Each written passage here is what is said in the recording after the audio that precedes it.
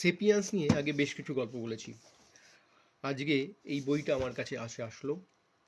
এর বইটার নাম হচ্ছে unstoppable us, how humans took over this world.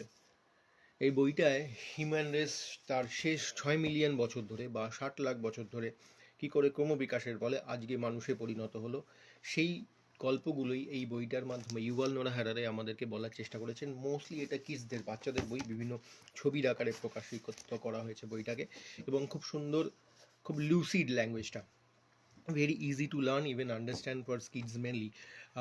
If you consider the Sapiens, it is for I mean this adult people. Uh, the languages are not so much lucid like that. So you can see this book is the Sapiens is divided into three parts for the kids mainly or the young. And the first copy, the first part or volume one is with me, this Unstoppable Us, how human took over this world. এই বইটার মাধ্যমে আমি story telling পর্যায়ে এই বইটা থেকে কিছু কিছু গল্প বলার চেষ্টা করব, যে ছ ছ মিলিয়ন বছর থেকে মানুষ কীভাবে আসলো। বইটায় বলছে যে সব পশুরই যেসব বাচ্চা হয় তারাই আস্তে আস্তে বড় হয়। একটা সিংহ শাবক আস্তে সিংহ হয়ে ওঠে বিভিন্ন স্কিলের মাধ্যমে, শেখার মাধ্যমে।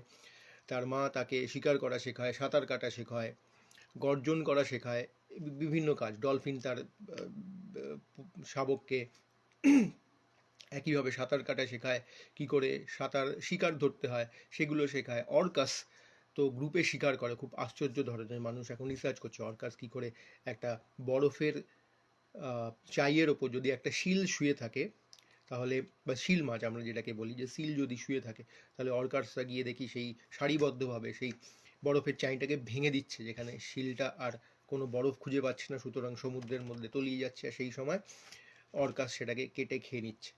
সব পশু পাখির তাদের পরবর্তী সন্তানকে শেখানোর স্কিল আছে, মানুষের স্কিল আছে। আমরা ভালো দৌড়াতে পারি না, আমরা ভালো শিকার কাটতে পারি না, না আমরা উঠতে পারি। তো এর বাইরে মানুষ কী করে আজকে এই জায়গায় উপস্থিত হলো তারই গল্পই আনস্টপেবল আসের মাধ্যমে ইউভাল নোরা হারারে আমাদেরকে বলেছেন। প্রথম যেই পার্টটা সেটা বলছে humans were relatively weak animals. ইংলিশে লেখা কিছু কিছু ক্যাচি ওয়ার্ড রয়েছে, যেমন এই কথাটা লেখা আছে ব্লুতে, লেখা আছে ব্ল্যাকের মধ্যে থেকে। Our story starts millions of years ago. Back then, আমাদের মানুষের গল্প প্রায় লক্ষ বছর আগে শুরু হয়েছিল। এবং humans were the relatively weak animal, এবং আমরা খুব দুর্বল প্রাণী পশু জগতের মধ্যে। আমরা না দৌড়াতে পারি, না আমাদের বড় বড় নোখ রয়েছে, আমরা কাউকে খামচে দিতে পারি, মাংস ছিঁড়ে খেতে পারি, বা ফলমূল ছিঁড়ে খেতে পারি, গাছে চড়তে পারি, সাঁতার কাটতে পারি। সাঁতার স্কিল আছে, কিন্তু অবভিয়াসলি আমরা মাছ বা তিমি বা হাঙরের মতো তো সেইভাবে সাঁতার কাটতে পারবো না, না কুমিরের মতো আমাদের দাঁত আছে। তারপরের ঘটনা বলছে যে nowadays a lots of kids still wake up in the middle of the night. এখনকার দিনে অনেক ছোট ছোট বাচ্চারা ঘুমের মধ্যে হঠাৎ করে মাঝরাতে জেগে ওঠে। কেন জেগে ওঠে?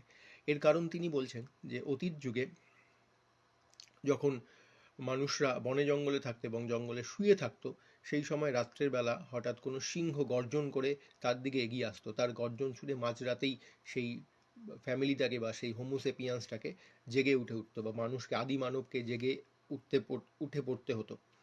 এবং সে যদি জেগে উঠে না পড়তো এবং তাড়াতাড়ি কোনো গাছের ওপরে চড়ে না বসতো, তাহলে নির্ঘাত সেই রাত্রেবেলা সে সেই সিংহের বা বাঘের শিকার হয়ে যেত।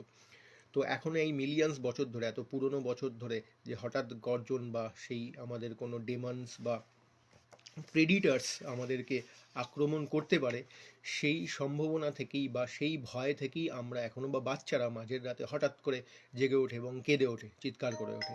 এই অভিজ্ঞতা হয়তো সকলেরই আছে, সকলেই বুঝতে পেরেছেন, আমরাও করেছি, এবং আমরা যারা বাচ্চাদের দেখেছি, তাদের ঘরে যাদের বাচ্চা দেখেছে তাদেরও এই অভিজ্ঞতা হয়েছে। হঠাৎ করে আমরা জেগে উঠি, সেই রাত্রেবেলা হয়তো কোনো মনস্টার আমাদেরকে আক্রমণ করতে হচ্ছে, সেই ভয় এখনও পর্যন্ত আমাদের ডিএনএ বা জিনের মধ্যে গঠিত হয়ে রয়েছে, সেই এত বছর, এত লক্ষ বছর ধরে।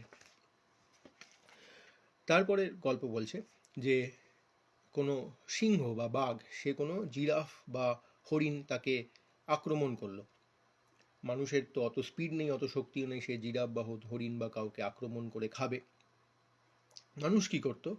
লুকিয়ে থাকতো, যে যখন সিংহ বা বাঘ বা ভাল্লুক সেই পশুটাকে খেয়ে ফেললো, খেয়ে ফেলার পর যখন তার পেট ভরে গেল, উদরপূর্তি পথে যখন চলে যেতে লাগলো, সেই সময়ের যে অবশিষ্ট অংশ পড়ে রইল, সেই মানুষ তখন সেগুলো কুড়িয়ে কাটিয়ে খেতে শুরু করলো। কিন্তু মানুষই তো নয়, সেই সঙ্গে যখন সিংহ কোনো খাবার ফেলে যায়, সেই খাবারটাকে খাওয়ার জন্য অনেক আমরা দেখি হায়না বা এই ধরনের জন্তু যারা শিয়াল, সেগুলোকে খেতে চায়, সিংহের ফেলে দেওয়া লেফট ওভার খাবারগুলো। তো মানুষ সেগুলোও খেতে পারতো না। তো তখন যারা চলে যেত, হাতে পাশে যা পেতো, হয়তো হাড্ডি গুড্ডি বা কিছু নাড়ি ভুড়ি পড়ে থাকতো, সেগুলোই মানুষকে সেই সময় খেতে হতো। তো এইভাবে থাকলে তো আর মানুষের বংশবৃদ্ধি হবে না, তারা সুস্থভাবে তাদের প্রজাতি এগিয়ে থাকতে পারবে না। তখন মানুষ কি করলো?